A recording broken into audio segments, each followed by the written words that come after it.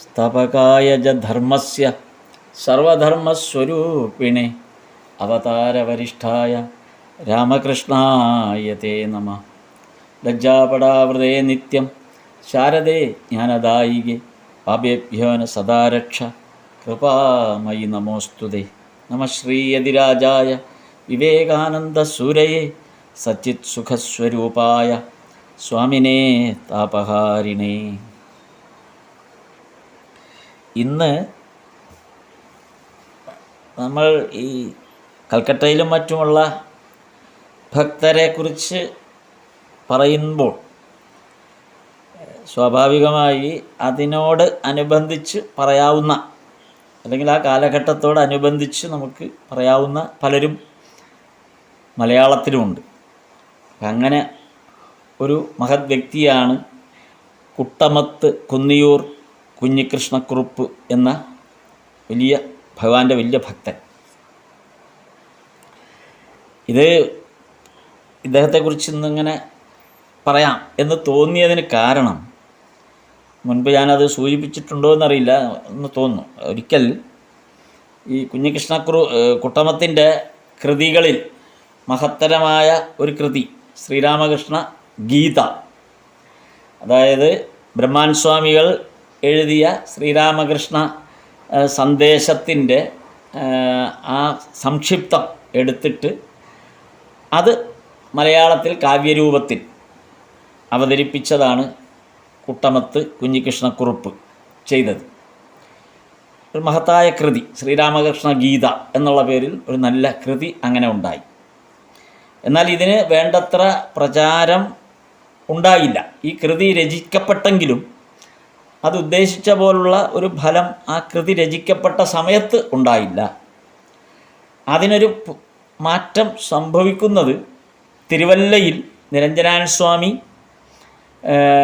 ശ്രീരാമകൃഷ്ണാശ്രമത്തിൻ്റെ പ്രസിഡൻ്റായി സ്ഥാനമേറ്റ സന്ദർഭത്തിലാണ്. ഈ കൃതിയെ പ്രസിദ്ധീകരിക്കണം എന്ന് നിരഞ്ജനാനന്ദ സ്വാമിക്ക് തോന്നി. നിരഞ്ജനാനന്ദ സ്വാമി തിരുവല്ലയിൽ നിന്ന് അത് പബ്ലിഷ് ചെയ്യുകയാണ് ഉണ്ടായത്. അപ്പോൾ അത് പബ്ലിഷ് ചെയ്യപ്പെട്ടത് 1939 1939 അപ്പോൾ അതന്ന് ഈ ശ്രീരാമകൃഷ്ണ ഗീത എന്ന കവിത പ്രസിദ്ധീകരിച്ചെങ്കിലും പിന്നീട് അത് ആ പ്രിൻ്റ് കിട്ടാതായി. കാര്യം അത് പിന്നീട് നഷ്ടപ്പെട്ടു പോയി. ആ പ്രിൻ്റ് ചെയ്ത ഭാഗങ്ങളൊന്നും പിന്നീട് കിട്ടാതെ പോയി. രണ്ടാമത് 1999 ഗോലോകാൻ സ്വാമി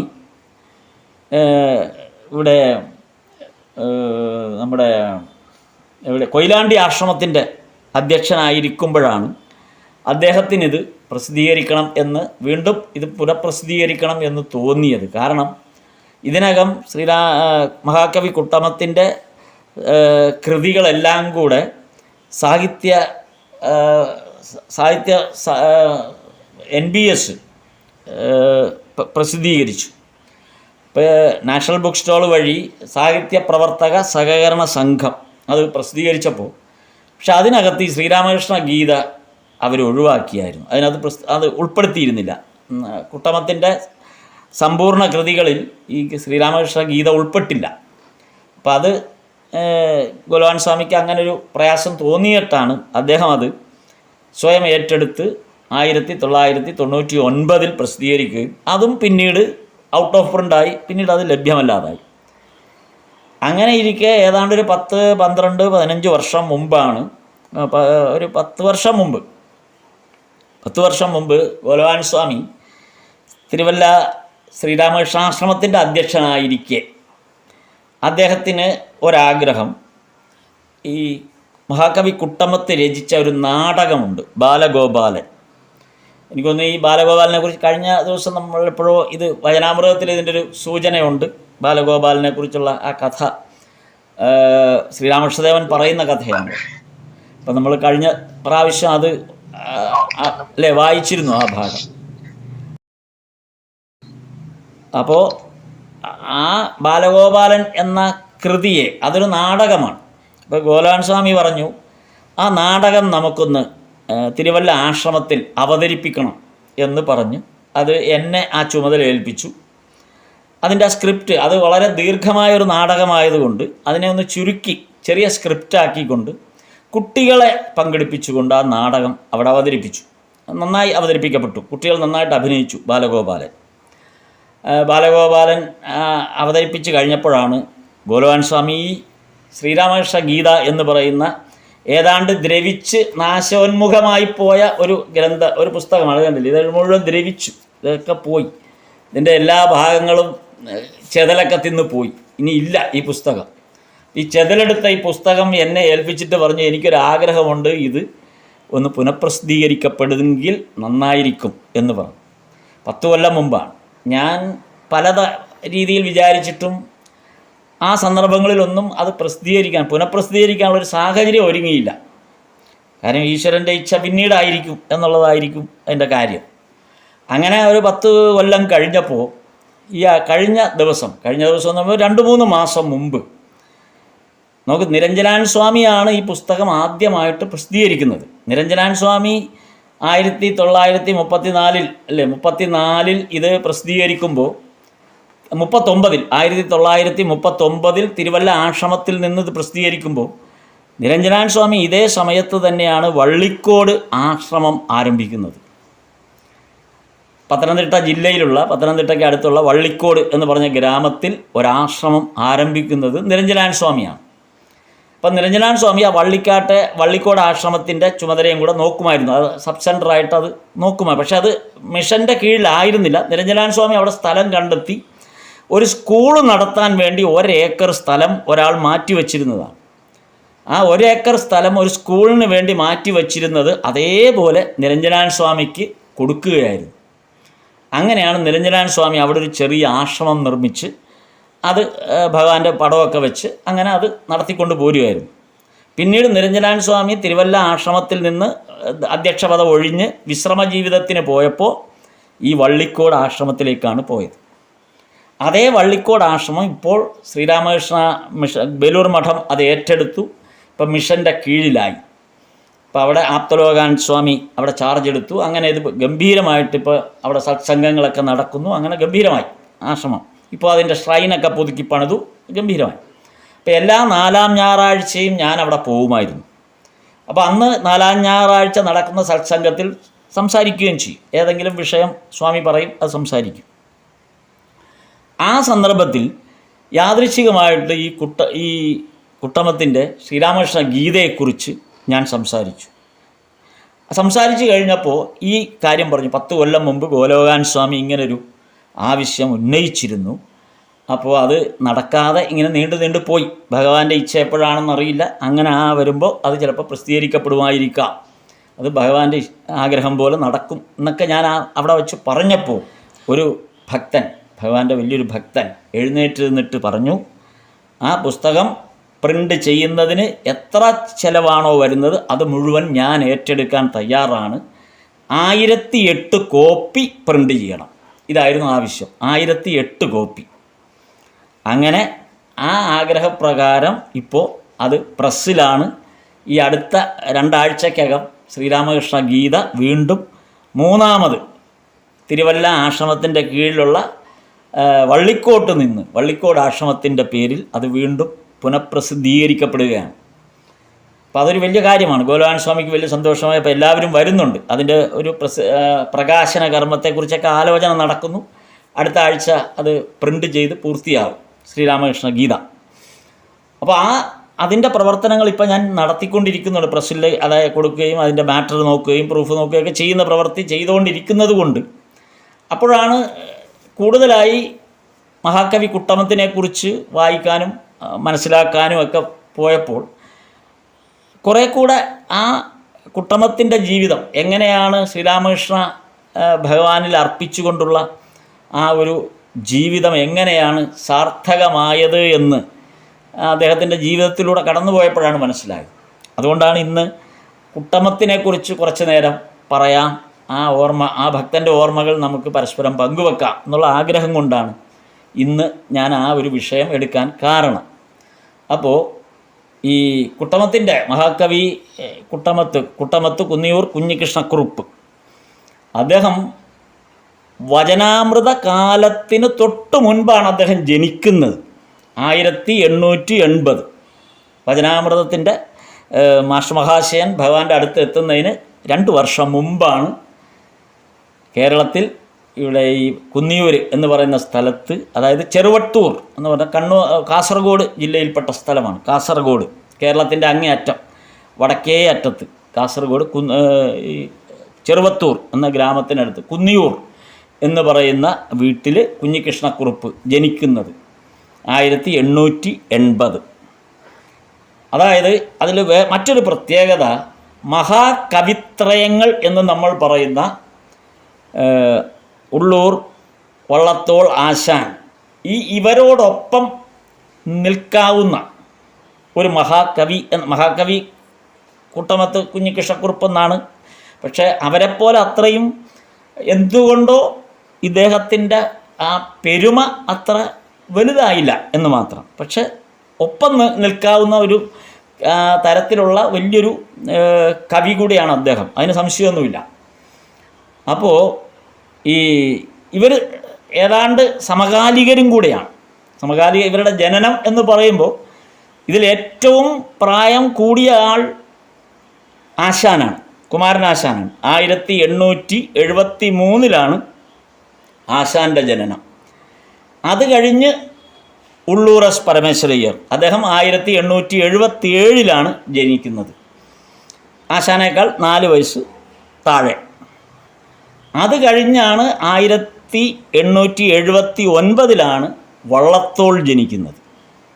879 വള്ളത്തോൾ ജനിച്ചതിൻ്റെ അടുത്ത വർഷമാണ് കുഞ്ഞികൃഷ്ണക്കുറുപ്പ് ജനിക്കുന്നത്, 1880. ഇതാണ് ഇവർ, ആ ഒരു ശ്രേണിയിൽപ്പെട്ട ആൾക്കാരാണ് ഇവർ. അപ്പോൾ ആശാനുമായിട്ട് നോക്കുമ്പോൾ ഏകദേശം ഒരു 7 വയസ്സിൻ്റെ ഇളപ്പം എന്ന് പറയാം. അപ്പോൾ ആ 7 വയസ്സിനിടയിലുള്ളവരാണ് ഈ 4 പേരും. അപ്പോൾ ശ്രീരാമകൃഷ്ണദേവൻ ഭാരതത്തിൻ്റെ ഗതകാല കീർത്തിയെയും നഷ്ട ഐശ്വര്യത്തിൻ്റെയും വീണ്ടെടുപ്പ് സുശക്തമാക്കിയ കാലയളവാണ് ഇതെന്ന് നമുക്ക് മനസ്സിലാവും.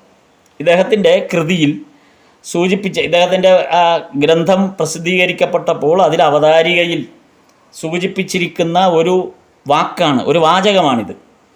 അതായത് ശ്രീരാമകൃഷ്ണദേവൻ ഭാരതത്തിൻ്റെ ഗതകാല കീർത്തിയെയും നഷ്ട ഐശ്വര്യങ്ങളെയും വീണ്ടെടുപ്പ് സുശക്തമാക്കിയ കാലയളവിലാണ് ഇതെന്ന് നമുക്ക് മനസ്സിലാവും.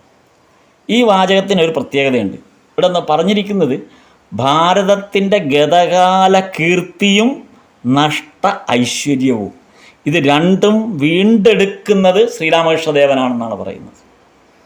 ഇത് രണ്ടും എങ്ങനെയാണത്, എന്തുകൊണ്ടാണ് അങ്ങനൊരു വാചകം ഉണ്ടായത്, എങ്ങനെയാണ് ഭഗവാൻ അത് വീണ്ടെടുത്തത് എന്നുള്ളതാണ് ഈ ഇദ്ദേഹത്തിൻ്റെ ജീവിത ചരിത്രത്തിൻ്റെ പശ്ചാത്തലം അന്വേഷിക്കുമ്പോൾ നമുക്ക് മനസ്സിലാകുന്നത്. അത് ഇദ്ദേഹത്തിൻ്റെ ആ ഗ്രന്ഥം എഴുതിയപ്പോൾ ONV കുറുപ്പാണ് പിന്നീട് ഇതിന് ഈ സാഹിത്യപ്രവർത്തക സഹകരണ സംഘം ഇത് കമ്പൈൽ ചെയ്ത് സമ്പൂർണ്ണ കൃതികൾ പ്രസിദ്ധീകരിച്ചപ്പോൾ ONV കുറുപ്പാണ് അതിന് ഒരു അവതാരിക എഴുതിയത്. അപ്പോൾ ONV കുറുപ്പ് ഈ അവതാരിക അവലോകനം അതായത് ഇദ്ദേഹത്തിൻ്റെ കൃതികൾ അവലോകനം ചെയ്തുകൊണ്ടൊരു ലേഖനം എഴുതുകയുണ്ടായി അതിനു മുമ്പ്. അപ്പോൾ അതിൽ പ്രയോഗിച്ചിരിക്കുന്ന ഒരു വാക്യമുണ്ട്. ONV കുറുപ്പ് പ്രയോഗിച്ച വാക്യമാണ്. ഇദ്ദേഹത്തിൻ്റെ കൃതികളെ അവലോകനം ചെയ്തുകൊണ്ട് എഴുതിയ ലേഖനത്തിൽ ONV കുറുപ്പ് എഴുതിയ ഒരു വാചകമുണ്ട്. അതിങ്ങനെയാണ്: ഐശ്വര്യപൂർണമായ ഒരു ഭൂതകാലം. ONVയുടെ വാക്കുകളാണ്. ഐശ്വര്യപൂർണമായ ഒരു ഭൂതകാലം, ചൈതന്യപൂർണമായ ഒരു ജീവിതം ഉണ്ടായിരുന്ന ഒരു ജനത. നോക്കൂ, ഐശ്വര്യപൂർണമായ ഒരു ഭൂതകാലവും ചൈതന്യപൂർണമായ ഒരു ജീവിതവും ഉണ്ടായിരുന്ന ഒരു ജനത ജഡജീർണതയിലേക്ക് വഴുതി വീഴുകയും വീണ്ടും അവിടെ നിന്ന് ആത്മബോധത്തിൻ്റെയും ആത്മചൈതന്യത്തിൻ്റെയും പ്രകാശത്തിലേക്ക് പ്രത്യാനയിക്കപ്പെടുകയും ചെയ്യുമ്പോൾ അതൊരു പുനർജന്മവും നവോത്ഥാനവും തന്നെ. ഇത് ശ്രീരാമകൃഷ്ണ ഭഗവാനെക്കുറിച്ച് മനസ്സിൽ വെച്ചുകൊണ്ട് ONV കുറുപ്പ് എഴുതിയ വരിയാണ്.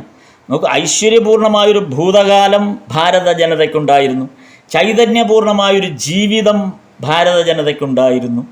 അങ്ങനെ ഉണ്ടായിരുന്ന ജനത പിന്നീട് ജഡജീർണതയിലേക്ക് വഴുതി വീണു.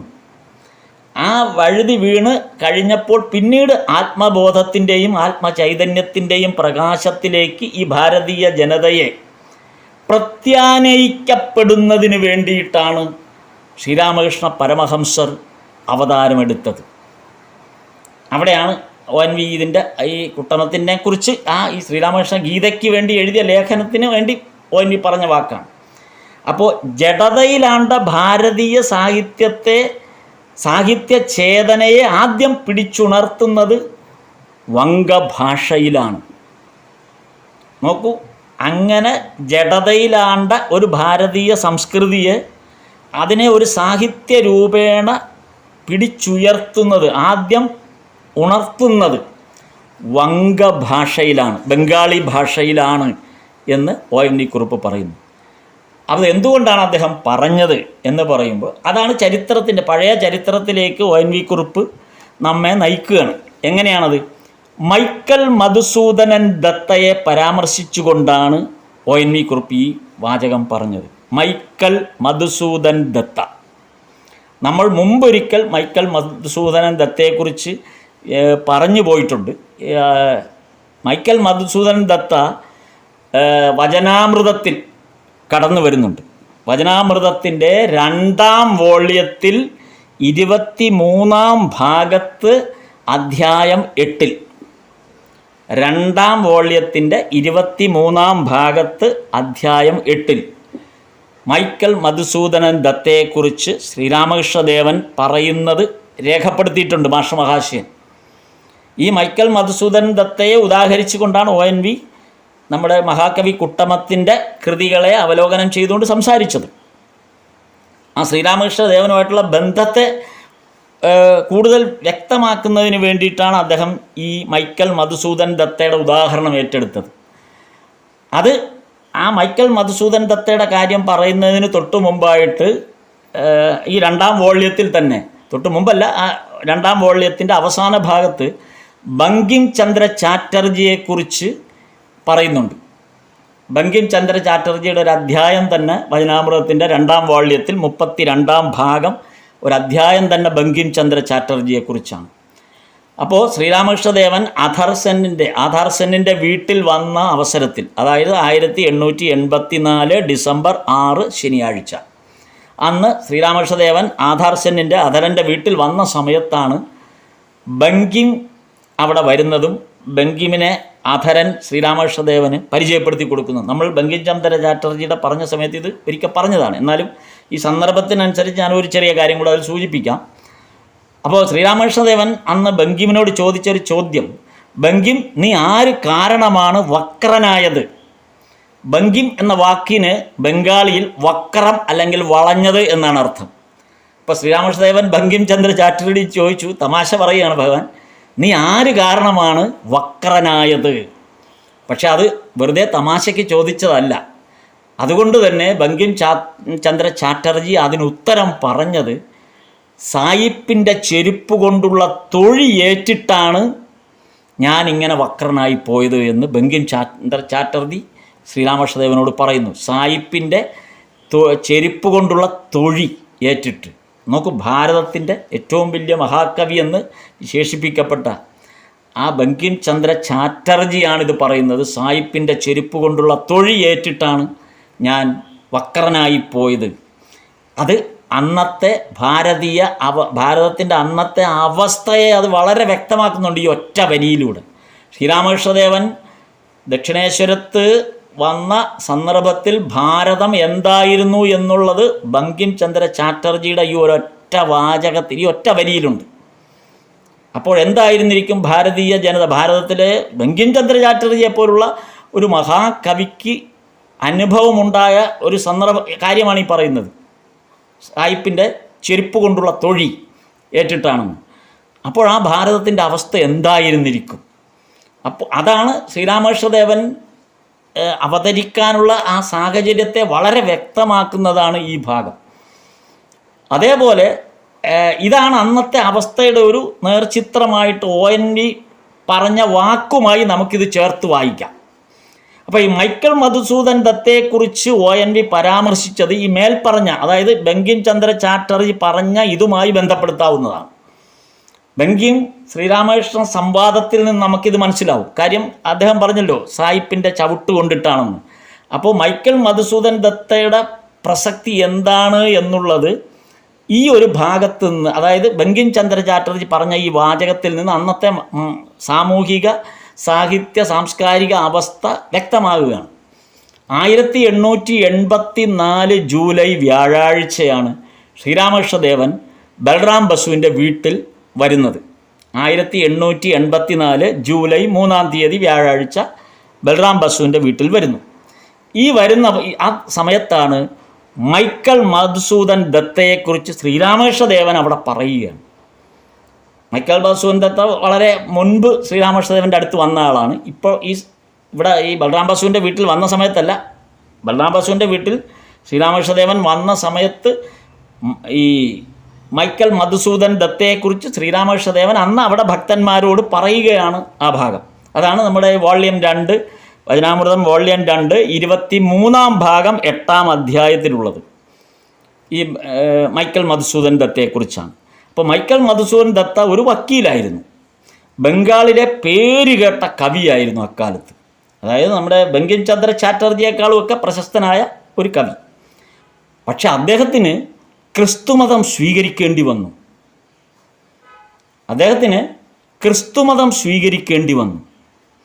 1868 ശ്രീരാമകൃഷ്ണദേവനെ കാണാൻ വരുന്നത്.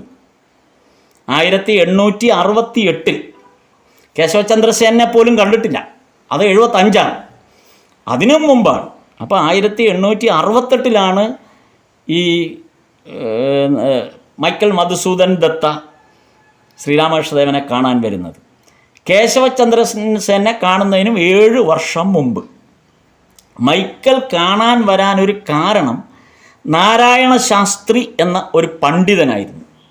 നാരായണ ശാസ്ത്രിയെക്കുറിച്ചും വചനാമൃതത്തിൽ വിശദമായിട്ട് പറയുന്നുണ്ട്. അപ്പോൾ 25 കൊല്ലം തുടർച്ചയായി പ്രമാണങ്ങളും വ്യാകരണങ്ങളും മറ്റും പഠിച്ച് വളരെ പണ്ഡിതനായ ഒരാളായിരുന്നു ഈ നാരായണ ശാസ്ത്രി. വളരെ വലിയ പണ്ഡിതൻ, വളരെ അവഗാഹമുള്ള ഒരു വലിയ പണ്ഡിതനായിരുന്നു ഈ നാരായണ ശാസ്ത്രി. ഈശ്വരനാമം ഹരഹര എന്ന് ജപിച്ചാൽ മതി അദ്ദേഹം ഭാവമഗ്നനാവും എന്നാണ് പറയുന്നത്. ശ്രീരാമകൃഷ്ണദേവൻ പറയുന്നതാണ് ഈ വാക്ക്, ഭാവമഗ്നനാവും. അക്കാലത്ത് ജയ്പൂർ രാജാവ്, നോക്കൂ, അക്കാലത്ത് ജയ്പൂർ രാജാവ് ഈ നാരായണ ശാസ്ത്രിയെ അദ്ദേഹത്തിൻ്റെ സഭാ പണ്ഡിതനാക്കാൻ ആഗ്രഹിച്ചിരുന്നു. അപ്പോൾ എത്രമാത്രം ഉന്നതനായൊരു വ്യക്തിയാണെന്ന് ആലോചിക്കാവുന്നതാണ്. അങ്ങനെയുള്ള ആ നാരായണ ശാസ്ത്രി ജയ്പൂർ രാജാവിൻ്റെ ഒന്നും ക്ഷണം സ്വീകരിക്കാൻ തയ്യാറാകാതിരുന്നിട്ട് അദ്ദേഹം ചെയ്തത് ദക്ഷിണേശ്വരത്ത് വന്ന് ശ്രീരാമകൃഷ്ണദേവൻ്റെ കാലിണകളിൽ തൊട്ട് തലോടി തഴുകി നമസ്കരിച്ച് അവിടെ കഴിയാനാണ് ഇഷ്ടപ്പെട്ടത്. നോക്കൂ, 1868 മുമ്പുള്ള കാര്യമാണ് ഈ പറയുന്നത്. അന്ന് ഈ നാരായണ ശാസ്ത്രിയെപ്പോലുള്ളവർ ശ്രീരാമകൃഷ്ണദേവൻ്റെ അടുത്ത് ദക്ഷിണേശ്വരത്ത് വന്ന് താമസിക്കാനും അദ്ദേഹത്തെ മനസ്സിലാക്കാനും ആരാധിക്കാനും തയ്യാറായ ഒരു സന്ദർഭം കൂടിയാണ്. ഭജനാമൃത കാലത്തിനൊക്കെ എത്രയോ മുമ്പ്, ഈ ബ്രഹ്മസമാജത്തെക്കുറിച്ച് നമ്മൾ കഴിഞ്ഞ ദിവസങ്ങളിൽ പറഞ്ഞ ആ കാലഘട്ടത്തിനൊക്കെ എത്രയോ മുമ്പ്. അപ്പോൾ എന്നു മുതലാണ് ഭഗവാൻ ഇതിൻ്റെ ആ അവതാര ലക്ഷ്യത്തിന് വേണ്ടിയുള്ള പ്രവർത്തനം ആരംഭിച്ചത്? എന്നു മുതലാണ്? നോക്കൂ, ഇത് നമ്മൾ കാണുന്നതിനൊക്കെ എത്രയോ മുമ്പേ ഭഗവാൻ ഇത് ആരംഭിച്ചു കഴിഞ്ഞിരുന്നു. അതാണ് ഇതിലൂടെ നമ്മൾ വ്യക്തമാകുന്നത്. അങ്ങനെ ആ ദക്ഷിണേശ്വരത്ത് വന്ന് കഴിഞ്ഞിരുന്ന നാരായണ ശാസ്ത്രി ശ്രീരാമകൃഷ്ണദേവൻ കേശവചന്ദ്രസേനനെ കാണാൻ തീരുമാനിക്കും മുമ്പ്, കേശവചന്ദ്രസേനനെ കാണാൻ പോകണമെന്ന് ശ്രീരാമകൃഷ്ണദേവൻ തീരുമാനിക്കുന്നുണ്ട്. അത് നമുക്ക് ഇതിനു മുമ്പും വായിച്ചതാണ്, ഹൃദയനോടൊപ്പം പോയതൊക്കെ. അപ്പോൾ അതിന് കാണാൻ പോകുന്നതിന് തീരുമാനിക്കുന്നതിന് മുമ്പ് ശ്രീരാമകൃഷ്ണദേവൻ നാരായണ ശാസ്ത്രിയോടാണ് പറഞ്ഞത്, കേശവചന്ദ്രസേനൻ എന്നൊരാളുണ്ട്, ബ്രഹ്മസമാജത്തിൻ്റെ വലിയ നേതാവാണെന്നാണ് പറയുന്നത്, പോയി അന്വേഷിച്ചു വരാൻ പറഞ്ഞു. അപ്പോൾ അതിന് നിയോഗിച്ച ആളാണ് നാരായണ ശാസ്ത്രി. ആരാണ് നാരായണ ശാസ്ത്രി? ജയ്പൂർ രാജാവ് ആസ്ഥാന പണ്ഡിതനായിട്ട് നിയമിക്കാൻ കാത്തുകെട്ടിരിക്കുന്ന അന്നത്തെ ഇന്ത്യയിലെ ഏറ്റവും വലിയ പണ്ഡിതന്മാരിൽ ഒരാൾ. ആ ആളെയാണ് ശ്രീരാമകൃഷ്ണദേവൻ കേശവചന്ദ്രസേനെക്കുറിച്ച് മനസ്സിലാക്കി വരാൻ വേണ്ടി, അന്വേഷിക്കാൻ വേണ്ടി പറഞ്ഞയക്കുന്നത്. അവിടെയാണ് നമ്മൾ ശ്രീരാമകൃഷ്ണദേവൻ്റെ ആ അവതാര മഹിമയുടെ ഓരോ ഭാഗങ്ങളാണ് നമ്മൾ ഈ ഇത്തരം സന്ദർഭങ്ങളിൽ കാണുന്നത്. അങ്ങനെ ശാസ്ത്രികൾ പോയി കണ്ടു വന്ന ശേഷം പറഞ്ഞതാണ് കേശവചന്ദ്രസേനൻ ആൾ ജപസിദ്ധനാണ് എന്ന്. ശാസ്ത്രികളാണ് സർട്ടിഫിക്കറ്റ് കൊടുക്കുന്നത്. ഈ ശാസ്ത്രികൾ ജ്യോതിഷ പണ്ഡിതൻ കൂടിയാണ്. അതുകൊണ്ട് അദ്ദേഹം പറഞ്ഞു, കേശവചന്ദ്രസേനൻ്റെ ഗ്രഹനില ഇപ്പോൾ വളരെ കേമമാണ്. അപ്പം അങ്ങനെയും ഒരു സർട്ടിഫിക്കറ്റ് കൊടുത്തു. അങ്ങനെ ശാസ്ത്രികൾ പറഞ്ഞു, ഞാൻ സംസ്കൃതത്തിലാണ് കേശവചന്ദ്രസേനുമായിട്ട് സംസാരിച്ചത്, പക്ഷേ കേശവസേനൻ എന്നോട് സംസാരിച്ചത് ബംഗാളിയിലാണ്. അങ്ങനെ ഞങ്ങൾ തമ്മിൽ സംസാരിച്ചു. അപ്പോൾ ആ കേശവചന്ദ്രസേനെക്കുറിച്ചുള്ള എല്ലാ വിവരങ്ങളും ഇദ്ദേഹം ശ്രീരാമകൃഷ്ണദേവനോട് പറഞ്ഞ് ബോധ്യപ്പെടുത്തി. അത് കഴിഞ്ഞിട്ടാണ് ഹൃദയനെയും കൂട്ടി ശ്രീരാമകൃഷ്ണദേവൻ ബൾഗേറിയയിലുള്ള ഉദ്യാനഗൃഹത്തിൽ പോയി കേശവനെ കാണുന്ന രംഗമൊക്കെ നമ്മൾ ഇതിനു മുമ്പ് കണ്ടത്. അപ്പോൾ ആലോചിച്ചു, അപ്പോൾ ഏതൊക്കെ തരത്തിലാണ് ഭഗവാൻ തൻ്റെ അവതാര ലീലയിൽ ഓരോരുത്തരെ ഒരുക്കുന്നതിന് വേണ്ടി എന്തെല്ലാം രീതിയിലാണ് ഭഗവാൻ സമീപനങ്ങൾ നടത്തിയിട്ടുള്ളത്. അത് ഓരോ ചരിത്രത്തിൻ്റെ പിന്നാമ്പുറത്തേക്ക് പോകുമ്പോഴാണ് പുതിയ പുതിയ കഥകൾ നമ്മളെ ബോധ്യപ്പെടുന്നത്, അതിൻ്റെ ആഴം നമുക്ക് മനസ്സിലാകുന്നത്. ഈ നാരായണ ശാസ്ത്രി കാരണമാണ് മൈക്കൽ മധുസൂദനൻ ദക്ഷിണേശ്വരത്ത് വരുന്നത്. ഈ മൈക്കൽ മധുസൂദനൻ ദക്ഷിണേശ്വരത്ത് വരാനുള്ള കാരണം ഈ നാരായണ ശാസ്ത്രികളാണ്. മൈക്കൽ മധുസൂദനൻ അക്കാലത്ത് വലിയ മഹാകവിയും പണ്ഡിതനുമാണെന്ന് നമ്മൾ നേരത്തെ പറഞ്ഞു. അപ്പോൾ ഈ മൈക്കൽ മധുസൂദനെ കൊണ്ടുവരുന്ന ആൾ മധുർനാഥിൻ്റെ മൂത്ത മകൻ ദ്വാരികാ ബാബുവാണ്. ഈ മധുർനാഥിൻ്റെ മൂത്ത മകൻ ദ്വാരികാ ബാബുവാണ് മൈക്കൽ മധുസൂദനെ ദക്ഷിണേശ്വരത്തേക്ക് വിളിച്ചുകൊണ്ട് വരുന്നത് ശ്രീരാമകൃഷ്ണദേവനെ കാണണം എന്നുള്ള ഉദ്ദേശം ഉണ്ടെങ്കിൽ പോലും ഈ വിളിച്ചുകൊണ്ട് വന്നതിന് പിന്നിൽ മറ്റൊരു ഉദ്ദേശം കൂടെ ഈ ക്ഷേത്ര കമ്മിറ്റിക്കുണ്ടായിരുന്നു. അതായത് ദക്ഷിണേശ്വരം ക്ഷേത്ര കമ്മിറ്റി. അപ്പോൾ ദ്വാരികാ ബാബുവാണ് അതിൻ്റെ ചുമതലയൊക്കെ നോക്കുന്നത്. അപ്പോൾ അവർക്ക് വേറൊരു ഉദ്ദേശം കൂടെ ഉണ്ടായിരുന്നു. കാരണം ഈ മൈക്കൽ മധുസൂദൻ ദത്ത ബ്രിട്ടീഷ് ഗവൺമെൻറ്റിൻ്റെ വലിയ സ്വാധീനമുള്ള ആൾ കൂടിയാണ്. അതാണല്ലോ അദ്ദേഹം മതം മാറി ക്രിസ്തീയ മതം സ്വീകരിക്കുകയും ബ്രിട്ടീഷ് ഗവൺമെൻറ്റിൻ്റെ ഏറ്റവും വലിയ തലങ്ങളിലൊക്കെ സ്വാധീനമുള്ള ഒരു വ്യക്തിയായി മാറുകയും ചെയ്ത ഒരാളാണ്. അപ്പോൾ ഇദ്ദേഹത്തെ വിളിച്ചുകൊണ്ട് വരാനുള്ള കാരണം ദക്ഷിണേശ്വരം ക്ഷേത്രത്തിൻ്റെ സമീപത്ത് ഒരു വെടിമരുന്ന് ശാലയുള്ളതായിട്ട് നമ്മൾ വായിച്ചിട്ടുണ്ട്. നമുക്കറിയാം ഒരു വെടിമരുന്ന് ശാലയുണ്ട്. അപ്പോൾ ഈ വെടിമരുന്ന് ശാല സായിപ്പന്മാരുടേതായിരുന്നു, ഈ ബ്രിട്ടീഷുകാരുടേതായിരുന്നു. അവരുമായുള്ള ചില പ്രശ്നങ്ങൾ, അതായത് ഈ വെടിമരുന്ന് ശാല അവിടെ പ്രവർത്തിക്കുന്നത് കൊണ്ട് ചില പ്രശ്നങ്ങളുണ്ട് ഈ ക്ഷേത്രത്തിന്. അപ്പോൾ ആ പ്രശ്നങ്ങൾ സംസാരിക്കുന്നതിന് വേണ്ടിയിട്ടാണ് ഈ മൈക്കൽ മധുസൂദനൻ ദത്ത, അതായത് ബ്രിട്ടീഷുകാരെ സ്വാധീനിക്കുന്നതിന് വേണ്ടിയിട്ടും ആ വെടിമരുന്ന് ശാലയുടെ പ്രവർത്തനങ്ങളെ നിയന്ത്രിക്കുന്നതിനും ഒക്കെ ആയിരിക്കാം. ഏതായാലും ക്ഷേത്രത്തിന് ബുദ്ധിമുട്ടുള്ള തരത്തിൽ എന്തോ അവിടെ സംഭവിച്ചിട്ടുണ്ട്. അപ്പോൾ അത് ഒഴിവാക്കുന്നതിന് വേണ്ടിയിട്ടാണ്, ആ വെടിമരുന്ന് ശാലയുടെ പ്രവർത്തനത്തെക്കുറിച്ച് ബ്രിട്ടീഷ് ഗവൺമെൻറ്റിനെ ബോധ്യപ്പെടുത്തുന്നതിന് വേണ്ടിയിട്ടാണ് ഈ മൈക്കൽ മധുസൂദൻ ദത്തയെ ക്ഷേത്ര കമ്മിറ്റി, ദക്ഷിണേശ്വരം ക്ഷേത്ര കമ്മിറ്റി അവിടെ വിളിച്ചുകൊണ്ട് വരുന്നത്. അപ്പോൾ തന്നെ നമുക്ക് ഊഹിക്കാവുന്നതാണ് മൈക്കൽ മധുസൂദൻ ദത്തയ്ക്ക് അക്കാലത്തുള്ള സ്വാധീനം എത്രമാത്രമാണ്.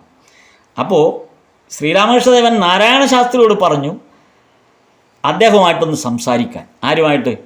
ഈ മൈക്കൽ മധുസൂദൻ ദത്തയായിട്ടൊന്ന് സംസാരിക്കാനായിട്ട് ശ്രീരാമകൃഷ്ണദേവൻ പറഞ്ഞത് നാരായണ ശാസ്ത്രികളോടാണ്. നിങ്ങൾ സംസാരിക്കും എന്ന് പറഞ്ഞു. അപ്പോൾ നാരായണ ശാസ്ത്രി മൈക്കൽ മധുസൂദനോട് ചോദിച്ചു, നിങ്ങൾ എന്ത് കാരണം കൊണ്ടാണ് നിങ്ങളുടെ സ്വന്തം മതം മാറിയത്? എന്തിനാണ് നിങ്ങൾ മതം മാറിയത് എന്ന് നാരായണ ശാസ്ത്രി ചോദിക്കുകയാണ്. അപ്പോൾ മൈക്കൽ മധുസൂദൻ ദത്ത ശ്രീരാമകൃഷ്ണദേവനോടായിട്ട് കൂടി പറഞ്ഞതാണ്, ഇങ്ങനെ സ്വന്തം വയറിൽ തൊട്ട് കാണിച്ചുകൊണ്ട് പറഞ്ഞത് വയറ്റിപ്പിഴപ്പിന് വേണ്ടിയിട്ടാണ്. വയറ്റിപ്പിഴപ്പിന് വേണ്ടിയാണ് ഞാൻ മതം മാറിയത് നോക്കൂ, പണ്ഡിത ശിരോമണിയാണ്. ഇന്ത്യയിൽ അറിയപ്പെടുന്ന ഏറ്റവും വലിയ പണ്ഡിത ശിരോമണിയാണ്. അപ്പോൾ ഈ ചിത്രങ്ങൾ നമ്മെ ബോധ്യപ്പെടുത്തുന്നത് എന്തായിരുന്നിരിക്കണമെന്ന് ബംഗാളിൻ്റെ അവസ്ഥ എന്ന് ആലോചിച്ച് നോക്കൂ. ഒരു വൈദേശിക ഭരണത്തിന് കീഴിൽ ഭാരതത്തിലെ സാംസ്കാരിക നായകർക്ക് അനുഭവിക്കുന്ന പ്രശ്നങ്ങൾ ആലോചിച്ച് നോക്കൂ. ബങ്കിം ചന്ദ്ര ചാറ്റർജി പറഞ്ഞത് സായിപ്പിൻ്റെ ചെരുപ്പിൻ്റെ ചവിട്ട് കൊണ്ടിട്ടാണ് ഞാൻ വളഞ്ഞു പോയതെന്ന്. ഇവിടെ ആരാണ് പറയുന്നത്? മൈക്കൽ മധുസൂദൻ ദത്ത പറയുന്നു വയറ്റിപ്പിഴപ്പിന് വേണ്ടിയിട്ടാണ് മതം മാറിയതെന്ന്. അപ്പോൾ ശ്രീരാമകൃഷ്ണദേവൻ ശ്രീരാമകൃഷ്ണനോട് പറഞ്ഞു. മൈക്കൽ മധുസൂദൻ ദത്ത ഇത് പറഞ്ഞതിന് ശേഷം ശ്രീരാമകൃഷ്ണദേവനോട് പറഞ്ഞു, അങ്ങ് എന്തെങ്കിലും ഒന്ന് പറയൂ എന്ന്. കാര്യം ശ്രീരാമകൃഷ്ണദേവൻ ഒരു അക്ഷരം മിണ്ടുന്നില്ല. സംസാരിക്കുന്നത് നാരായണശാസ്ത്രിയാണ്. ശ്രീരാമകൃഷ്ണദേവൻ ഒരു അക്ഷരം മിണ്ടാതിരിക്കുകയാണ്. അപ്പോൾ മൈക്കൽ മധുസൂദൻ ദത്ത ശ്രീരാമകൃഷ്ണദേവനോട് പറയാണ്, അങ്ങ് എന്തെങ്കിലും ഒന്ന് സംസാരിക്കൂ, എന്തെങ്കിലും ഒന്ന് പറയൂ. കാര്യം അങ്ങനെ എന്തെങ്കിലും ഒന്നുകിൽ എന്നെ ഒന്ന് വഴക്ക് പറയൂ എന്നായിരിക്കാം, അതുപോലെയാണ് എന്തെങ്കിലും ഒന്ന് പറയൂ എന്ന് പറഞ്ഞു. അപ്പോൾ ശ്രീരാമകൃഷ്ണദേവൻ പറഞ്ഞു, എന്താണെന്നറിയില്ല, എൻ്റെ വായ ആരോ പൊത്തിപ്പിടിച്ച പോലെയായി ഞാൻ. മൈക്കൽ മധുസൂദൻ ദത്തയുടെ ഈ വാക്കുകൾ കേട്ടിട്ട് ശ്രീരാമകൃഷ്ണദേവൻ പറഞ്ഞത്, എൻ്റെ വായ ആരോ പൊത്തിപ്പിടിച്ച പോലെയായി, എനിക്കൊന്നും പറയാൻ പറ്റുന്നില്ല എന്ന് ശ്രീരാമകൃഷ്ണദേവൻ മൈക്കൽ മധുസൂദൻ ദത്തയോട് പറഞ്ഞു. നമുക്ക് ആ അവസ്ഥയൊന്ന് ആലോചിച്ചു. ഭഗവാൻ ഇനി പറയാൻ തുടങ്ങുന്നതേ ഉള്ളൂ. ഇനി എന്തെല്ലാമാണ് ആ അവതാര ലീലയിൽ ഇനിയാണ് ഓരോ സ്റ്റെപ്പ് ബൈ സ്റ്റെപ്പായിട്ട് മുന്നോട്ട് നീങ്ങേണ്ടത്. അടുത്തിനി ഓരോരുത്തരെയും പാകപ്പെടുത്തി എടുക്കേണ്ടി വരികയാണ്. അപ്പോൾ അങ്ങനെ പാകപ്പെടുത്തിയെടുത്ത് ഈ ആധ്യാത്മികതയെ വീണ്ടും ഉണർത്തി ഇന്ന് നമ്മൾ കാണുന്ന ഈ അവസ്ഥയിലേക്ക് ഭാരതത്തെ മാറ്റുന്നതിന് വേണ്ടി ശ്രീരാമകൃഷ്ണദേവൻ്റെ പങ്ക് എന്താണെന്ന് ഏറ്റവും കൂടുതൽ വ്യക്തമാകുന്നൊരു ഭാഗമാണിത്. അന്നത്തെ അവസ്ഥയാണ് ഈ കാണിക്കുന്നത്. ഈ വിധത്തിൽ സംഭാഷണം ഇവിടെ വെച്ച് മാസ്റ്റർ മഹാശയൻ ഇവിടെ വെച്ച് ഇത് വചനാമൃതത്തിലാണ് ഇത്രയും ഭാഗമുണ്ട്. വചനാമൃതത്തിലാണ് ഈ ഭാഗമുള്ളത്, 2ാം വോള്യത്തിൽ ഈ ഭാഗമുള്ളത്. അപ്പോൾ ഇവിടെ വെച്ച് വചനാമൃതത്തിൽ ഈ സംഭാഷണം അവസാനിക്കുകയാണ് ചെയ്യുന്നത്. മാസ്റ്റർ മഹാശയൻ ഇതോടുകൂടി അവസാനിപ്പിച്ചു. നമ്മളിവിടെ മനസ്സിലാക്കേണ്ട ഒരു കാര്യം, വചനാമൃത കാലത്തിനും ഏകദേശം 15 വർഷം മുമ്പ് തന്നെ ശ്രീരാമകൃഷ്ണദേവൻ എങ്ങനെയാണ് തൻ്റെ അവതാര ലക്ഷ്യത്തിനായുള്ള പരിഭാഗപ്പെടുത്തൽ ബംഗാളിൽ ആരംഭിച്ചത് എന്നാണ്. ഏതാണ്ട് 15 വർഷം മുമ്പ് ബ്രഹ്മസമാജത്തെ പിടികൂടുന്നതിന് മുമ്പ് തന്നെ വംഗദേശ പ്രമുഖരെ അദ്ദേഹം സ്വാധീനിച്ചത് മുതൽ നമ്മൾ വായിച്ചു തുടങ്ങണം. ബ്രഹ്മസമാജത്തെ പിടികൂടുന്നത് 1875 ശേഷമാണ്. അതിനു മുമ്പ് തന്നെ ഏതാണ്ട് 15 വർഷം മുമ്പ് തന്നെ, അതിനും 15 വർഷം മുമ്പ് തന്നെ അദ്ദേഹം ഈ വംഗദേശത്തെ ഓരോ പണ്ഡിതന്മാരെ തെരഞ്ഞു പിടിച്ച് അവരെ സ്വാധീനിച്ച രീതിയാണ് നമ്മളിത് മനസ്സിലാക്കേണ്ടത്. അതാണ് പിന്നീട് സ്വാമി വിവേകാനന്ദനിലൂടെ ഭാരതീയ സംസ്കൃതിയെ ഉയർത്താൻ പര്യാപ്തമായ സാഹചര്യം സൃഷ്ടിക്കപ്പെട്ടത്. അതിൻ്റെ പിന്തുടർച്ചയാണ് ഇങ്ങ് കൊച്ചു കേരളത്തിലും സാഹിത്യ മേഖലയിൽ സ്വാധീനം സൃഷ്ടിച്ചത്. അതിൽ ആദ്യ പേരുകാരനായിട്ട് നമുക്ക് മഹാകവി കുട്ടമത്തിനെ കണക്കാക്കാം. മഹാകവി കുട്ടമത്തിനെ, അതായത് സ്വാമിജിയുടെ പ്രസംഗങ്ങൾ പഠിച്ചിട്ടാണ് മഹാകവി കുട്ടമത്ത് ഉത്തേജിതനാകുന്നത്. അങ്ങനെ ആ ഉത്തേജിതനായിട്ട് കുട്ടമത്ത് ശ്രീരാമകൃഷ്ണ ഗീത കൃതിയിലേക്ക് എത്തുന്നത് അങ്ങനെയാണ്. ബ്രഹ്മാനന്ദ സ്വാമികളുടെ ആ കൃതികൾ വായിച്ച് അങ്ങനെയാണ് അത് മലയാളത്തിലേക്ക് കാവ്യരൂപത്തിൽ മാറ്റണമെന്നുള്ള ആഗ്രഹത്തോടു കൂടി കുട്ടമത്ത് ആ കൃതി എഴുതാൻ, ശ്രീരാമകൃഷ്ണ ഗീത എഴുതാൻ താല്പര്യപ്പെടുന്നത്. സ്വാമിജി കേരളത്തിൽ വരുമ്പോൾ കുട്ടമത്തിന് 3 വയസ്സേ ഉള്ളൂ. അതായത് 83-ലാണ് സ്വാമിജി വരുന്നത്, അല്ലേ? 83-ലല്ലേ? അപ്പോൾ 80-ൽ ജനിക്കുമ്പോൾ ഇദ്ദേഹത്തിന് 3 വയസ്സേ ഉള്ളൂ. പക്ഷേ നിർമ്മലാനന്ദ സ്വാമി ആദ്യം കേരളത്തിൽ വരുമ്പോൾ കുട്ടമത്തിന് 31 വയസ്സുണ്ട്. നിർമ്മലാനന്ദ സ്വാമി കേരളത്തിൽ 1911 വരുമ്പോൾ കുട്ടമത്തിന് 31 വയസ്സുണ്ട്. അപ്പം നിർമ്മലാനന്ദ സ്വാമി കുട്ടമത്തിൻ്റെ ഭവനത്തിൽ വരുമ്പോൾ, പിന്നീട് മലബാർ സന്ദർശനത്തിനിടയ്ക്കാണ് നിർമ്മലാനന്ദ സ്വാമി കുട്ടമത്തിൻ്റെ ഭവനത്തിലെത്തുന്നത്. അപ്പോൾ കുട്ടമത്തിന് 39 വയസ്സ് പ്രായമുണ്ട്. ശ്രീരാമകൃഷ്ണ ഗീത എഴുതി പ്രസിദ്ധീകരിക്കുമ്പോൾ 1939 അപ്പോൾ 1939 ശ്രീരാമകൃഷ്ണ ഗീത എഴുതി പ്രസിദ്ധീകരിക്കുന്നത്. അപ്പോൾ ഈ ബ്രഹ്മാൻ സ്വാമി രചിച്ച ഈ ഉപദേശം മുക്താവലി, ശ്രീരാമകൃഷ്ണ ഉപദേശ മുക്താവലി മലയാളത്തിൽ കവിതാരൂപത്തിലാക്കിയിട്ട് അങ്ങനെ തിരുവല്ല ശ്രീരാമകൃഷ്ണ ആശ്രമത്തിൽ നമ്മൾ നേരത്തെ പറഞ്ഞ പോലെ അന്ന് പ്രസിഡൻ്റായിരുന്നു നിരഞ്ജനാൻ സ്വാമിയുടെ ആമുഖക്കുറിപ്പോടുകൂടിയാണ് തിരുവല്ല ആശ്രമമാണ് 1939 ഇത് പ്രസിദ്ധീകരിക്കുന്നത്. അപ്പം നിരഞ്ജനാൻ സ്വാമി അന്ന് ആ ആമുഖക്കുറിപ്പ് എഴുതി ആദ്യം പ്രസിദ്ധീകരിച്ച 1939 നിരഞ്ജനാൻ സ്വാമി തന്നെയാണ് ഇതിൻ്റെ ആമുഖക്കുറിപ്പ് ആദ്യമായിട്ട് എഴുതുന്നത്. ആമുഖക്കുറിപ്പ് ഇങ്ങനെയാണ്. അത് തവ കഥാമൃതം തപ്തജീവനം കവിപിരീഡിതം കൽമഷാപഹം ശ്രവണമംഗളം ശ്രീമദാദതം ഭൂയി ഗൃണന്തിതേ ഭൂരിതാ ജനാഹ എന്നെഴുതിയിട്ട് നിരഞ്ജനാൻ സ്വാമി തൻ്റെ നിവേദനം എന്ന് വച്ചിട്ടാണ് ഒരു നിവേദനമായിട്ടാണ് ഇത് എഴുതി ചേർത്തിരിക്കുന്നത്. അത് ഞാനത് ജസ്റ്റ് ഒന്ന് വായിക്കാം. വൃന്ദാവനത്തിലെ ഗോപികൾ ശ്രീകൃഷ്ണ കഥാമൃതത്തെപ്പറ്റി ചെയ്തിരിക്കുന്ന ഈ നിർവചനം, അതായത് നേരത്തെ പറഞ്ഞിരിക്കുന്ന ഈ നിർവചനം, വൃന്ദാവനത്തിലെ ഗോപികൾ ശ്രീകൃഷ്ണ കഥാമൃതത്തെപ്പറ്റി ചെയ്തിരിക്കുന്ന ഈ നിർവചനം ശ്രീരാമകൃഷ്ണ കഥാമൃതത്തിലും പ്രത്യക്ഷരം ശരിയായി യോജിച്ചു കാണുന്നു. അപ്പോൾ ഗോപികളാണ് ഈ തവ കഥാമൃതം തപ്തജീവനം എന്നുള്ള ആ ഭാഗം. അത് ഈ നിർവചനം ശ്രീരാമകൃഷ്ണ കഥാമൃതത്തിലും പ്രത്യക്ഷരം ശരിയായി യോജിച്ചു കാണുന്നു. ശ്രീരാമകൃഷ്ണ കഥാമൃതം അപ്പോൾ സംസാര തപ്തർക്ക് ചൈതന്യപ്രദമായും വിഭിന്ന ധർമ്മസ്ഥരായ വിദ്വാൻമാരാൽ പോലും കീർത്തിതമായും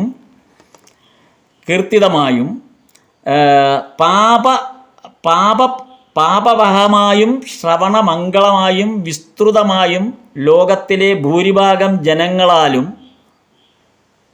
അപ്പോൾ പാപാപഹമായും ശ്രവണമംഗളമായും വിസ്തൃതമായും ലോകത്തിലെ ഭൂരിഭാഗം ജനങ്ങളാലും സ്വീകാര്യമായും ഈ ചുരുങ്ങിയ കാലത്തിനിടയ്ക്ക് തന്നെ പരിണമിച്ചിട്ടുണ്ടെന്ന് ഇന്ന് ഏതൊരു മനുഷ്യനും പ്രത്യക്ഷത്തിൽ കാണാവുന്നതാണ്. ശ്രീരാമകൃഷ്ണ വചനാമൃതം ആസ്വദിച്ച് ഉന്മത്തനും സംതൃപ്തനുമായി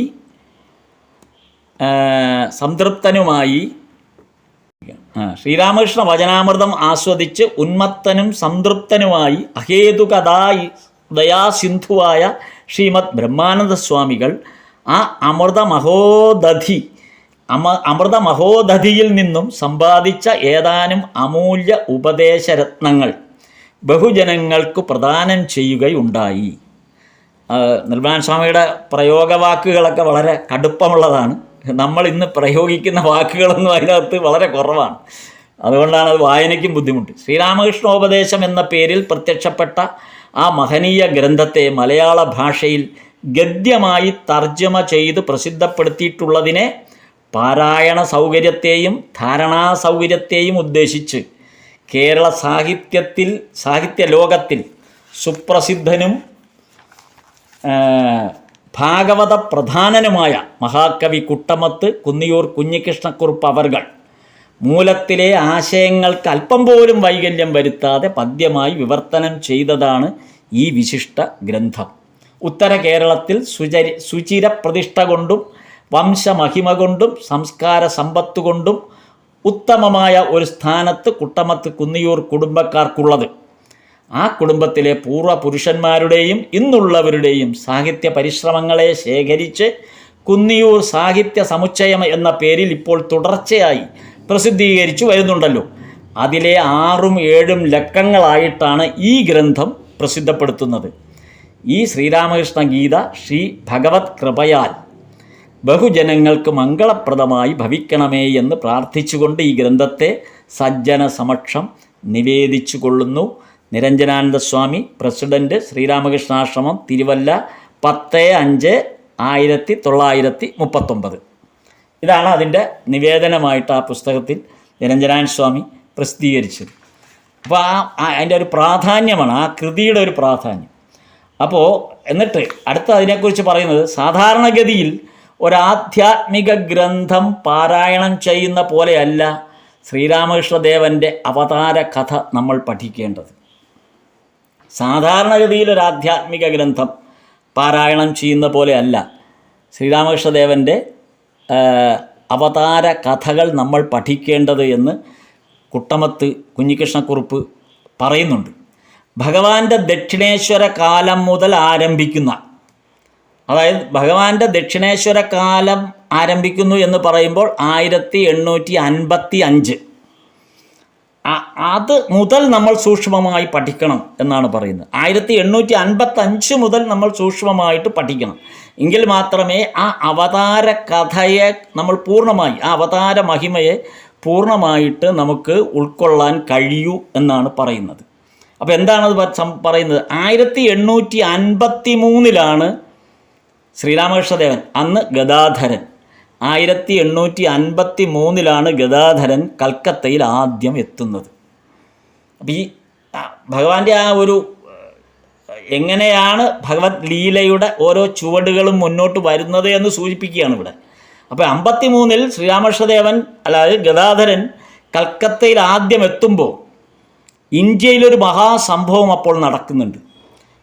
അതായത് ഇന്ത്യയുടെ ആദ്യത്തെ സ്വാതന്ത്ര്യ സമരം എന്ന് വേണമെങ്കിൽ പറയാം, പക്ഷെ അത് രേഖയിൽ അത് ഒന്നാം സ്വാതന്ത്ര്യ സമരം എന്നില്ല.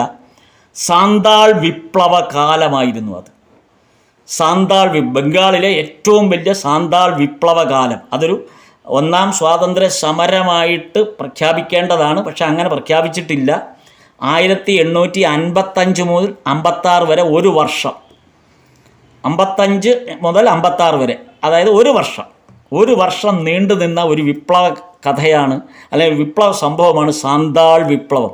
സാന്താൾ എന്ന് പറയുന്നത് ബംഗാളിലെ ആദിവാസി സമൂഹമാണ്. അവർക്ക് കാട്ടിൽ അവരുടെ ഭക്ഷ്യവസ്തുക്കൾ വിൽക്കുന്നതിന് ബ്രിട്ടീഷ് ഗവൺമെൻറ് ടാക്സ് ഏർപ്പെടുത്തി, നികുതി ഏർപ്പെടുത്തി, ചുങ്കം ഏർപ്പെടുത്തി. നോക്കൂ, ആ ബംഗാളിലെ വനവാസികളായ സാന്താളുകൾ കാട്ടിൽ നിന്നും ശേഖരിച്ചു കൊണ്ടുവന്ന് വിൽക്കുന്ന സാധനങ്ങൾക്ക് വൻ ടാക്സാണ് ഏർപ്പെടുത്തിയത് ബ്രിട്ടീഷുകാർ. അതിനെതിരെയാണ് ഈ സാന്താൾ സമൂഹം ബ്രിട്ടീഷുകാർക്കെതിരെ ആദ്യമായിട്ട് നമ്മുടെ ഈ പഴശ്ശിരാജാവിൻ്റെ കാലത്തൊക്കെ നടന്ന പോലുള്ള ഒളി യുദ്ധം, ആ അമ്പും വില്ലും ഉപയോഗിച്ചുള്ള ഒളി യുദ്ധമാണെന്ന് നടന്നത്. മൃണാൾ സെൻ അത് സിനിമയാക്കിയിട്ടുണ്ട്. നമ്മളിതിന് മുമ്പ് ഒരിക്കപ്പോഴോ പറഞ്ഞിട്ടുണ്ട് ഈ കഥ. മൃണാൾ സെൻ അത് സിനിമയാക്കിയിട്ടുണ്ട്. ആ സിനിമയുടെ പേര് മൃഗയ എന്നാണ്. നമുക്കെല്ലാവർക്കും അറിയാവുന്ന മിഥുൻ ചക്രവർത്തി എന്ന ആ നടൻ രംഗപ്രവേശം ചെയ്യുന്നത് മൃഗയ എന്ന സിനിമയിലൂടെയാണ്. മിഥുൻ ചക്രവർത്തിയുടെ ഒരു പ്രത്യേകത, ശ്രീരാമകൃഷ്ണദേവനെ സ്ക്രീനിൽ ഏറ്റവും ഭംഗിയായി അവതരിപ്പിച്ച നടൻ കൂടിയാണ് മിഥുൻ ചക്രവർത്തി. ഏറ്റവും മനോഹരമായിട്ട് ശ്രീരാമകൃഷ്ണദേവൻ്റെ എല്ലാ തരത്തിലുള്ള ഫീച്ചേഴ്സും ഉൾക്കൊണ്ടുകൊണ്ട് മനോഹരമായിട്ടാണ് മിഥുൻ ചക്രവർത്തി ശ്രീരാമകൃഷ്ണദേവനെ അവതരിപ്പിച്ചത്. സർവദമൻ ബാനർജിയാണ് അന്ന് വിവേകാനന്ദനായിട്ട് അവതരിപ്പിച്ചത്. സർവദമൻ ബാനർജിയുടെ ആ സിനിമയുടെ ക്ലിപ്പിങ്സ് വിവേകാനന്ദൻ്റെ ഒറിജിനലാണെന്നും പറഞ്ഞ് പ്രചരിക്കുന്നുണ്ട്. നമ്മുടെ ഗ്രൂപ്പിൽ ആരും അത് കയറി പോസ്റ്റ് ചെയ്തിരുന്നു ഒരിക്കൽ, നമ്മളതേക്കുറിച്ച് അന്ന് പറഞ്ഞതാണ്. സർവദമൻ ബാനർജി അഭിനയിച്ച ഒരു സിനിമയുടെ ഭാഗമാണത്. അപ്പോൾ അങ്ങനെ ഈ മിഥുൻ ചക്രവർത്തിയുടെ ഒരു പ്രത്യേകത അതാണ്. അപ്പോൾ പറഞ്ഞു വരുന്നത്, ഈ സാന്താൾ വിപ്ലവം 1855-56 ഈ ഘട്ടത്തിലാണ് ദക്ഷിണേശ്വരം ക്ഷേത്രം നിർമ്മിക്കപ്പെടുന്നത്. 1855 പൂർത്തിയാകുന്നത്. ഈ 55-56 കാലഘട്ടത്തിലാണ് രാംകുമാർ ദക്ഷിണേശ്വരത്ത് പൂജാരിയാകുന്നത്. ശ്രീരാമകൃഷ്ണദേവൻ അപ്പോൾ ഗദാധരൻ അപ്പോൾ ആ ക്ഷേത്രത്തിലേക്ക് വന്നിട്ടില്ല, അതിനുശേഷമാണ് വരുന്നത്. 57 തുടർന്ന് 1857 മെയ് ഒന്നാം സ്വാതന്ത്ര്യ സമരം. അപ്പോൾ ശ്രീരാമകൃഷ്ണദേവൻ പൂജാരിയായി ദക്ഷിണേശ്വരത്ത് എത്തിക്കഴിഞ്ഞു. 857, 56, 57. അപ്പോൾ ഈ 57 മെയ്യിൽ ഒന്നാം സ്വാതന്ത്ര്യ സമരം, അഥവാ അതിനെ ശിപ്പായി ലഹള എന്ന് പറയുന്ന, ചരിത്രത്തിൽ ശിപ്പായി ലഹള എന്ന് സൂചിപ്പിക്കുന്ന ഒന്നാം സ്വാതന്ത്ര്യ സമരം 1857 ആരംഭിക്കുകയാണ്. ശ്രീരാമകൃഷ്ണദേവൻ അന്നാണ് ഇവിടെ പൂജാരിയായിട്ട് വരുന്നത്. ഒറ്റ വർഷം, അതായത് 13 മാസം കൊണ്ട് ഈ ശിപ്പായി ലഹള അവസാനിച്ചു. അതായത് ബ്രിട്ടീഷ് ഈസ്റ്റ് ഇന്ത്യ കമ്പനി 1857 തുടങ്ങിയ ശിപ്പായി ലഹള 1858 ആയപ്പോഴേക്ക് അടിച്ചമർത്തി ഈസ്റ്റ് ഇന്ത്യ കമ്പനി അതിനെ ആ ശിപ്പായി എന്ന് പറയുന്നത് ബ്രിട്ടീഷ് കമ്പനിയിൽ തന്നെ ജോലി ചെയ്യുന്ന, അവരുടെ സൈന്യത്തിൽ ജോലി ചെയ്യുന്ന ഇന്ത്യക്കാരെ വിളിക്കുന്ന പേരാണ് ശിപ്പായി എന്ന്. അപ്പോൾ ആ സൈന്യത്തിലുള്ള ഇന്ത്യക്കാരായ ശിപ്പായികളാണ് ഈ സമരത്തിന് നേതൃത്വം കൊടുത്തത്. അവരെയെല്ലാം അടിച്ചൊതുക്കിക്കൊണ്ട് ഈസ്റ്റ് ഇന്ത്യ കമ്പനി എന്ന് ഭരണം നടത്തിയിരുന്ന, അതുവരെ ഈസ്റ്റ് ഇന്ത്യ കമ്പനി എന്ന പേരിൽ ഭരണം നടത്തിയിരുന്നത്, പിന്നീട് ഈസ്റ്റ് ഇന്ത്യ കമ്പനിയെ പിരിച്ചുവിട്ടിട്ട് ബ്രിട്ടീഷ് രാജ്ഞി നേരിട്ട് ഭരണം ഏറ്റെടുക്കുന്നത് ഈ ശിപ്പായി ലഹളയ്ക്ക് ശേഷം 1858-ലാണ്. അപ്പോൾ ഇതാണ് ഈ രാഷ്ട്രീയ കാലാവസ്ഥയാണ് ശ്രീരാമകൃഷ്ണദേവൻ ദക്ഷിണേശ്വരത്ത് തൻ്റെ പ്രവർത്തനം ആരംഭിക്കുന്നത്. ആ രാഷ്ട്രീയ സാഹചര്യങ്ങളെ കൂടെ ഉൾക്കൊണ്ടുകൊണ്ട് വേണം ശ്രീരാമകൃഷ്ണദേവൻ്റെ ആ അവതാര ലീലയെ നമ്മൾ ഉൾക്കൊള്ളുമ്പോഴാണ് അതിൻ്റെ മഹത്വം നമുക്ക് മനസ്സിലാകുന്നത്. അത് കഴിഞ്ഞിട്ട് ബംഗാളാണ് ഇതിനെല്ലാം വേദിയാകുന്നത്. ആലോചിച്ച് നോക്കണം. ഇന്ത്യയിൽ മറ്റെവിടെയും പോലെയല്ല, ബംഗാളാണ് ഇതിന് മുഴുവൻ വേദിയാകുന്നത്. അവിടെയാണ് രാമനും കൃഷ്ണനും ഒരു ശരീരമായിട്ട് അവതാരമെടുത്തത്. ഇന്ത്യൻ സ്വാതന്ത്ര്യ സമരം, ഇന്ത്യയുടെ മോചനത്തിന് വേണ്ടിയുള്ള ആ വലിയ സമരമുറകൾ ആരംഭിക്കുമ്പോൾ അതിനെല്ലാം വേദിയാകുന്നത് ബംഗാളാണ്. അപ്പോൾ അങ്ങനെ ഒരു ഭാരതത്തിൻ്റെ മോചനത്തിന് വേണ്ടിയിട്ടുള്ള ആദ്യത്തെ സമരങ്ങൾ ആരംഭിക്കുമ്പോൾ അത് ബംഗാളിലാണ് ആരംഭിക്കുമ്പോൾ അവിടെ അല്ലാതെ പിന്നെ എവിടെയാണ് ഭഗവാൻ അവതരിക്കേണ്ടത്? അപ്പോൾ ഭഗവാന്റെ അവതാര ലക്ഷ്യം ബംഗാളിലാകുന്നതിൻ്റെ ഒരു കാരണം കൂടിയാണ് ഈ സാഹചര്യം നമ്മളെ ബോധ്യപ്പെടുത്തുന്നത്. രാമനും ഭഗവാൻ തന്നെയല്ലേ പറഞ്ഞത്, രാമനും കൃഷ്ണനുമായിരുന്നത് രാമകൃഷ്ണനായിട്ട് കടന്നു വരികയാണ്. ഗദാധരൻ എന്നുള്ള പേരിൽ കൽക്കട്ടയിലെത്തി ഈ സമരമുറകൾക്ക് ശേഷം പുറമേയുള്ള സമൂഹത്തിൽ നമ്മുടെ ഈ ബംഗാളിൻ്റെ ചുറ്റുപാടും ഈ സമരങ്ങളെല്ലാം അരങ്ങേറുമ്പോൾ രാമകൃഷ്ണനായിട്ട് വീണ്ടും തൻ്റെ പ്രവർത്തന മേഖലയിലേക്ക് ഇറങ്ങുകയാണ്. ഈ സന്ദർഭത്തിലാണ് നമ്മൾ നേരത്തെ പറഞ്ഞ പോലുള്ള പണ്ഡിതന്മാരെ ഓരോരുത്തരെയായിട്ട് പതുക്കെ ശ്രീരാമകൃഷ്ണദേവൻ തന്നിലേക്ക് അടുപ്പിക്കുന്നത്. എത്ര ചിട്ടയായ ഒരു പ്രവർത്തനമാണ്, എത്ര കൃത്യമായിട്ടാണ് ഭഗവാൻ ഓരോ നീക്കങ്ങളും നടത്തിയത്. അഥവാ അവിടെ അല്ലാതെ പിന്നെ ഇവിടെ അല്ലാതെ വേറൊരിടത്തും ഭഗവാൻ അവതരിക്കാൻ പറ്റില്ല. ഗീതയിൽ ഭഗവാൻ ശ്രീകൃഷ്ണൻ പറഞ്ഞ പോലെ തന്നെയാണത്. സംഭവാമി യുഗേ യുഗേ എന്ന് പറഞ്ഞ ആ ഭഗവാൻ ശ്രീകൃഷ്ണൻ ഗീതയിൽ പറഞ്ഞ അതേ വാക്ക്. അതുകൊണ്ടാണ് കുട്ടമത്ത് പറഞ്ഞത് ഇത് ശ്രീരാമകൃഷ്ണ ഗീതയാണ്, കലിയുഗ ഗീതയാണിതെന്ന് പറയാൻ കാരണം അതാണ്. അപ്പോൾ ഗീതയിൽ അധ്യായം 4, 7, 8 ശ്ലോകങ്ങളാണത്. യഥാ യഥാഹി ധർമ്മസ്യ ഗ്ലാനിർഭവതി ഭാരത അഭ്യുത്ഥാനമധർമ്മസ്യ തദാത്മാനം സൃജാമ്യഹം പരിത്രാണായ സാധൂനാം വിനാശായ ച ദുഷ്കൃതാം ധർമ്മ സംസ്ഥാപനാർത്ഥായാം സംഭവാമി യുഗേ യുഗേ. അല്ലയോ ഭരത, ഇവിടെ ഭരത എന്ന് അർജുനനെ വിളിക്കുന്നു. ഭഗവത്ഗീത പരിശോധിച്ചാൽ അറിയാം, അർജുനൻ്റെ മറ്റൊരു പേരും ഭഗവാൻ അവിടെ ആദ്യം ഉപയോഗിച്ചില്ല. ആദ്യമായിട്ട് അർജുനനെ ഭഗവാൻ ഭഗവത്ഗീതയിൽ സംബോധന ചെയ്യുന്ന വാക്ക് ഭരത എന്നാണ്.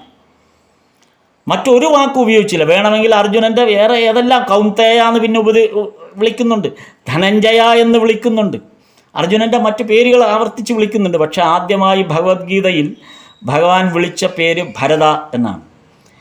ഏറ്റവും കൂടുതൽ പ്രാവശ്യം ശ്രീകൃഷ്ണൻ ഭഗവത്ഗീതയിൽ അർജുനനെ സംബോധന ചെയ്യുന്നതും ഭരത എന്നാണ്. അന്ന് ഭാരതം ഇല്ല. അപ്പോൾ എത്രമാത്രമാണ് ശ്രീരാമകൃഷ്ണ പരമഹംസരുടെ ആ ഭാരതത്തിലേക്കാണ് ശ്രീരാമകൃഷ്ണദേവൻ അവതരിക്കുന്നത്.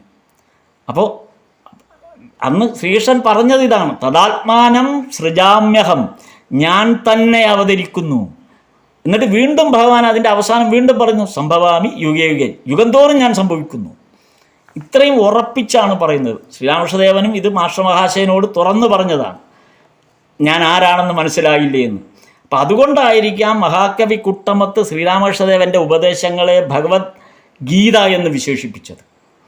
അപ്പം അത് ഈ ഗീത എഴുതുമ്പോൾ, ഈ ശ്രീരാമകൃഷ്ണ ഗീത എഴുതുമ്പോൾ കുട്ടമത്ത് പറഞ്ഞത് ഭഗവത്ഗീതയും ഗംഗാജലവുമാണ് സന്താപശാന്തിക്ക് പരമ ഔഷധം.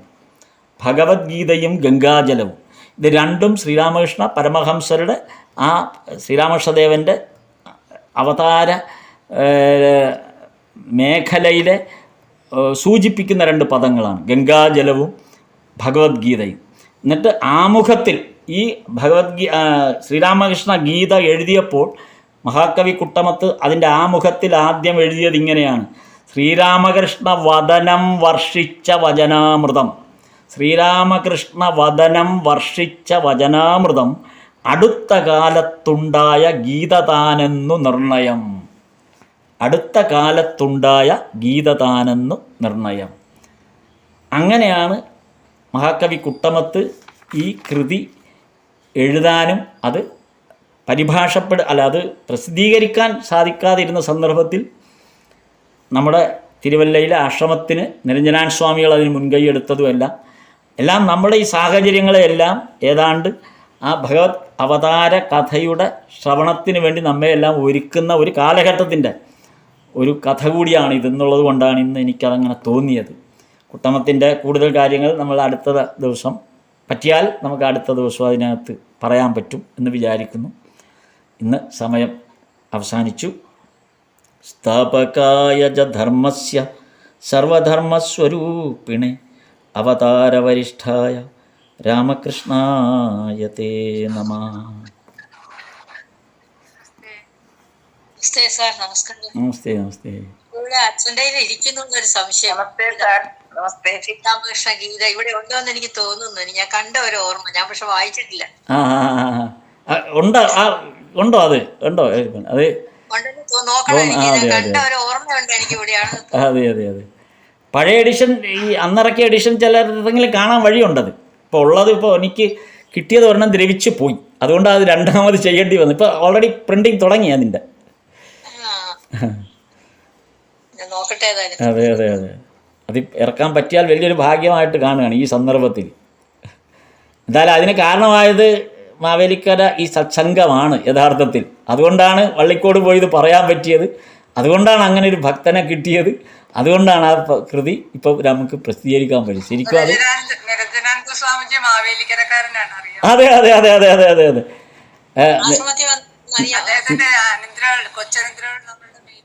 നിരഞ്ജനാൻ സ്വാമിയുടെ നേരിട്ട് എഴുതിയ 2-3 ഡയറി ഇപ്പോൾ എൻ്റെ കയ്യിൽ കിട്ടിയിട്ടുണ്ട്. അപ്പോൾ ഞാനത് നോക്കിയപ്പോൾ തിരുവല്ലയിൽ നിന്ന് 2-3 ദിവസം എടുത്തൊക്കെയാണ് നിരഞ്ജനാൻ സ്വാമി മാവേലിക്കര വരെ നടന്നു വരുന്നത്.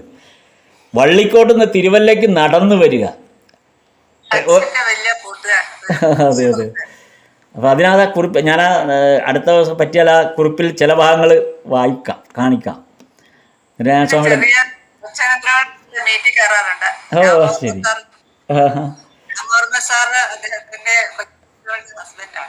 അത് ശരിയാ. അതെ അതെ. അപ്പോൾ ഇവിടുന്ന് കായംകുളം വരെ നടന്നു പോകുമ്പോൾ, ഹരിപ്പാട്ടേക്ക് നടന്നു പോകുമ്പോൾ മാവേലിക്കര വഴി പോകുന്ന കാര്യമൊക്കെ അതിനകത്ത് എഴുതിയിട്ടുണ്ട് നിരഞ്ജനാൻ സ്വാമി. ഹരിപ്പാടിന്നാണ് അപ്പൂപ്പൻ നിർമ്മലാൻ സ്വാമിയുടെ ഇനിഷ്യേഷൻ എടുത്തത്.